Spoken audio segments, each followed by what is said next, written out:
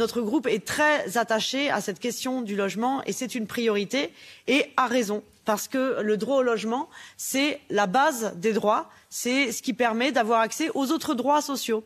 Quand vous avez un logement digne sur la tête, eh ben, c'est ce qui vous permet d'être en bonne santé. Donc d'avoir accès à la santé, c'est ce qui vous permet d'avoir accès à un emploi, c'est ce qui vous permet de donner accès à vos enfants à l'éducation, parce qu'ils ont un toit sur la tête, ils peuvent aller à l'école. C'est ce qui vous permet tout simplement d'avoir une vie digne, et donc c'est une priorité. Et or, dans l'Union européenne, partout, dans tous nos pays, le logement est en crise. Il est devenu de plus en plus difficile pour les gens de se loger, que ce soit en louant, en étant locataire, ou que ce soit en étant propriétaire, en accédant au logement. Et je crois que c'est important, ce genre d'événements, qu'on les organise ici, au Parlement européen, pour porter la question du logement en tant que droits fondamentaux, en tant que droit et pas en tant que marché. Vous savez, l'Union européenne, elle est construite sur la base du marché, le dogme du marché et de la concurrence, et avec cette idée, cette religion, selon laquelle, si vous réalisez le marché, eh bien tout le reste va couler de source, va tomber du ciel.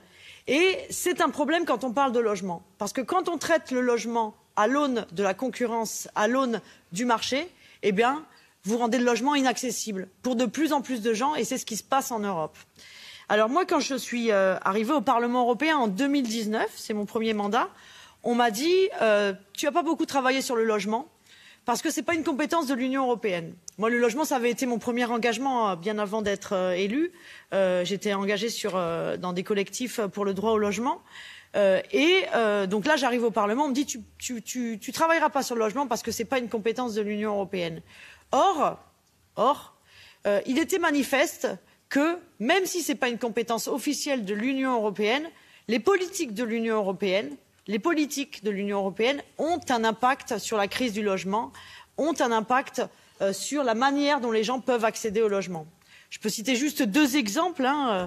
Quand vous limitez le déficit des États membres de l'Union européenne à 3%, quand vous interdisez donc aux États membres de l'Union européenne d'investir plus de 3% de leur budget, de dépasser 3% de déficit, eh bien vous leur interdisez d'investir dans le logement, dans la construction de logements publics, de logements sociaux.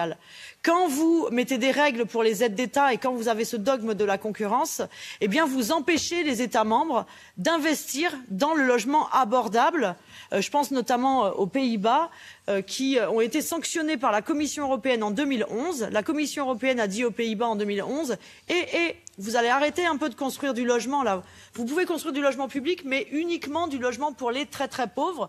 Arrêtez avec votre politique là, de construction d'un logement public et pas que du logement social, donc, parce que les Pays-Bas construisent toujours beaucoup de logements publics, avec évidemment des tranches différentes. Plus quand vous avez des bas revenus, vous allez payer moins, mais quand vous avez des revenus bas mais un peu moins bas ou des revenus moyens, vous payez en fonction. C'est le principe du logement public. Mais là, la Commission européenne a dit vous faites concurrence au marché immobilier privé. Donc, amende et sanctions. Et donc, c'est deux exemples qui montrent que l'Union européenne a des conséquences négatives sur la crise du logement, sans parler de l'austérité, etc. Et par ailleurs, si on veut réaliser les objectifs sociaux de l'Union européenne, donc je pense bien sûr au socle européen des droits sociaux d'abord, c'est cet ensemble de principes sociaux de l'Union européenne, si on veut réaliser ces objectifs, que ce soit en matière de réduction de la pauvreté, de formation, de lutte contre les inégalités, eh bien, il faut donner accès à toutes et à tous un logement. Donc ça, c'était, on nous disait le logement n'est pas une compétence de l'Union européenne, mais on n'a pas été les seuls à s'apercevoir que l'Union européenne avait un rôle à jouer dans la crise du logement et que si on ne donnait pas un logement digne aux Européens, eh bien, on allait créer plus d'inégalités et on n'allait pas remplir les objectifs sociaux de l'Union européenne. Et nouvelle mandature, 2024, on est tous élus dans ce nouveau Parlement européen. Comme d'habitude, on écoute, une fois qu'on est élu, ce que va nous dire la Commission européenne, puisque vous savez que le Parlement européen est le seul Parlement du monde qui n'a pas le droit d'initiative législative. On ne peut pas écrire, nous, directement, ce qu'on voudrait faire, ce qu'on voudrait que l'Union européenne fasse. Il faut qu'on fasse pression ou qu'on fasse en fonction de ce que la Commission européenne propose. Et là, on est en juin 2024, pardon. Et là, alors là, la Commission européenne inimaginable 5 ans avant, nous dit que la question du logement est une priorité et qu'il va falloir que l'Union européenne s'attaque au logement. Là, tous les acteurs du logement de la bulle européenne qui sont là depuis des années disent incroyable, on n'aurait jamais imaginé ça, comment ça se fait? Et donc c'est une bonne nouvelle. Mais attention, à chaque fois quand il y a une bonne nouvelle à l'Union européenne sur le social, il y a un loup. C'est que là, il y a dès le départ un enjeu, un rapport de force qui se met en place, c'est-à-dire que certains entendent l'Union européenne va construire du logement. Qui est-ce qui se précipite dans le bureau du nouveau commissaire au logement? Première fois qu'il y a un commissaire européen au logement, Dan Jorgensen, c'est les lobbies des banques, les lobbies de la construction, les lobbies de l'immobilier qui se disent chouette, l'Union européenne, Van der Leyen a dit ça va être une priorité le logement. Eux, ils voient les euros, ils voient l'argent qui peuvent se faire et qui peuvent récolter, toujours dans cette logique où l'Union européenne est avant tout un marché et le logement fait partie de ce marché. Et donc dans ce contexte-là, on a un espèce de momentum logement qui a été ouvert en juillet dernier. Et là, je veux conclure par là, notre rôle, il va être fondamental. Et des événements comme celui-ci, ils vont être fondamentaux et l'action de notre groupe va être fondamentale. L'objectif, le résultat de ce momentum logement, il peut aussi bien aller vers plus d'argent vers le marché immobilier. Et dans ce cas-là, ça veut dire accroître la crise du logement.